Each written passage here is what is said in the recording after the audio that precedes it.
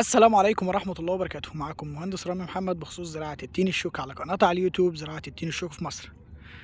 أنا لما بختار لك التين الشوكي تزرعه ليه؟ أنا بختار لك الحاجة اللي تناسبك واللي تناسب المكان اللي أنت فيه. أوكي؟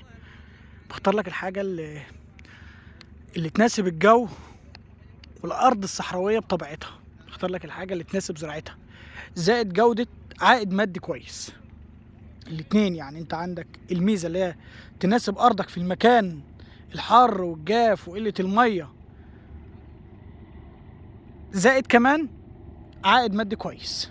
اوكي، انا ما بتكلم، انا بختار التين الشوكي ليه بالنسبة للناس اللي ملهاش في الزراعة واللي ليها. على فكرة كل اللي ليه في الزراعة اتجه للتين الشوكي، على فكرة معلومة برضو اضيفها لكم، يعني كل اللي كان خبير زراعة اتجه للتين الشوكي، البحوث الزراعية نفسها اتجهت للتين الشوكي.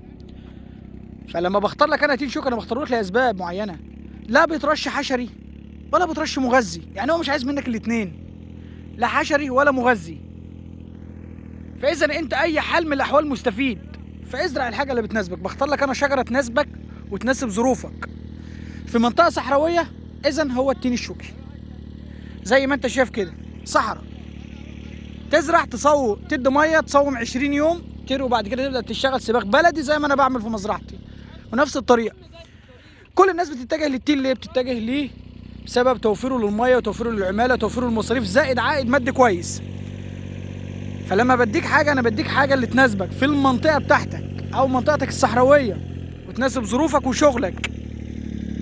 فان شاء الله كل ما هو عن التين الشوكي اللي هو عندي وتستفادوا منه. والسلام عليكم ورحمه الله وبركاته.